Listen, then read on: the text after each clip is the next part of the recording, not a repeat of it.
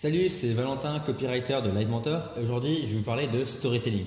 Le storytelling, littéralement, c'est le fait de raconter des histoires. Quand on parle de storytelling, il y a beaucoup d'idées reçues négatives à ce sujet. On pense qu'il s'agit de maquiller les faits, maquiller la vérité pour essayer de survendre son produit à des gens un petit peu naïfs. C'est pas du tout ça. Le vrai objectif du storytelling, c'est de créer un lien émotionnel avec les gens de son audience. C'est de créer une connexion émotionnelle avec les gens qui lisent notre blog, notre newsletter, qui regardent nos vidéos, etc. L'objectif, c'est en fait que la personne, quand elle lit le texte, qu'elle se reconnaisse dedans et qu'elle se dise « Ah oui, ce que ce mec-là dit, ça me parle ».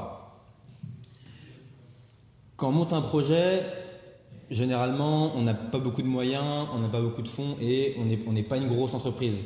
Et donc, on ne peut pas se permettre d'investir des milliers d'euros dans du marketing, dans de la publicité partout. La seule chose que l'on a, c'est notre histoire singulière, l'histoire qui fait qu'on a monté ce projet. C'est pour ça que l'objectif du storytelling, c'est de faire en sorte que la personne, elle se dise, elle comprenne exactement pourquoi est-ce qu'on fait ce projet. Le pourquoi, c'est souvent la partie un petit peu négligée d'un projet. On passe assez peu de temps à se demander pourquoi est-ce qu'on fait les choses, alors qu'en fait, les gens, ils achètent du pourquoi, ils achètent de l'émotionnel, ils achètent des valeurs. Et en fait, si on observe un petit peu nos choix de la vie de tous les jours, les choses que l'on achète et les choses que l'on consomme, elles n'ont pas uniquement une simple valeur utilitariste.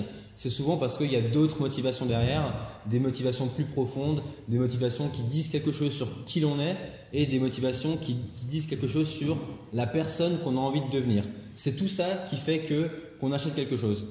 Et en fait, quand on raconte son histoire, quand on fait du storytelling, c'est pour faire en sorte que les personnes s'attachent à notre histoire, qu'elles s'y reconnaissent et qu'elles se disent « Ok, l'histoire de cette personne me parle et je crois en son projet. Et donc, je vais, quelque part à la fin, acheter son produit, acheter son service, faire appel à elle pour une prestation. » Donc, l'objectif numéro 1, c'est de créer un lien émotionnel, de créer une connexion. Pour ça, on se rend compte que dans toutes les bonnes histoires, repensez à vos films préférés ou à vos livres favoris, en fait, on n'est jamais parfait. Une histoire parfaite n'existe pas. Et donc, quand on lit une histoire où la personne, elle parvient à gagner des milliers d'euros sans rien faire, ou elle parvient à surmonter tous les obstacles et à accomplir tous ses objectifs, on a du mal à y croire, on a du mal à s'y attacher, on a du mal à vraiment créer un lien avec cette personne. C'est pour ça qu'il ne faut pas hésiter à raconter ses faiblesses, ses doutes et les moments où on rencontre des difficultés. C'est justement ces moments-là qui vont nous rendre humains et qui vont faire en sorte que les gens vont s'attacher à notre histoire et vont justement créer ce lien émotionnel. On y revient toujours.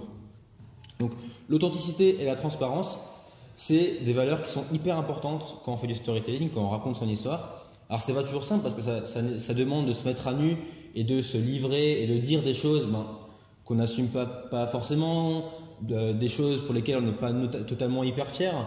Mais en fait, c'est en montrant ses faiblesses, en les assumant et en disant que on est conscient de ses faiblesses et qu'on rebondit dessus ou qu'on travaille dessus, qu'on va justement faire en sorte que les gens vont s'attacher à nous. Quand on fait du storytelling, ce qui est important, c'est de trouver son propre style. Il existe plein de techniques qu'on verra dans une autre vidéo, le voyage du héros, le fait de raconter un processus de transformation et plein de techniques qui ont été travaillées et qui ont été éprouvées depuis des milliers d'années. Et ce qui va faire que votre histoire sera singulière, c'est parce que vous y mettrez votre histoire à vous, que vous y mettrez votre style, votre ton particulier. Donc n'essayez pas de jouer un rôle ou de vous construire un personnage. C'est souvent un travers dans lequel on tombe quand on commence à raconter son histoire, c'est qu'on veut enjoliver l'histoire, on veut se créer un personnage de toutes pièces, un petit peu beau, poli, carré. En fait, non. Les gens, si c'est pas authentique et si c'est pas vrai, les gens ils le remarqueront. Et du coup, ils s'attacheront pas à votre histoire et le lien ne se créera pas. C'est vrai que c'est hyper important de faire ce travail initial quand on monte un projet, de se demander quelle partie de mon histoire est intéressante pour mon audience, qu'est-ce qui est pertinent par rapport à mon projet. Donc, imaginons que vous envisagez de créer une horticulture. Si votre famille est également horticole depuis des centaines d'années, en fait, c'est une super histoire. Vous perpétuez la tradition, vous maintenez cet héritage familial et vous gardez ce rapport à la terre et à la tradition. Donc ça, vous pouvez le dire. Si vous créez une entreprise suite à une grosse difficulté que vous avez rencontrée dans votre vie, pareil, c'est super intéressant à dire, c'est super important à dire, parce que la personne sentira que vous êtes légitime pour faire ce projet. Elle aura confiance en vous. Donc voilà, si on récapitule, l'objectif du storytelling, c'est de créer un lien émotionnel avec la personne. Pour ça, il faut raconter son histoire de manière honnête, transparente, ne pas chercher à cacher ses défauts ou ses faiblesses, tant qu'elles sont pertinentes avec le propos et le produit que vous vendez ou le service que vous vendez, et ne pas essayer de se créer un personnage et ne pas essayer un petit peu d'enjoliver la réalité. Donc voilà pour cette vidéo. N'hésitez pas à me mettre dans les commentaires ce que vous en avez pensé. Abonnez-vous à notre chaîne YouTube. On a également une page Facebook, un compte Instagram et un compte Twitter. Salut!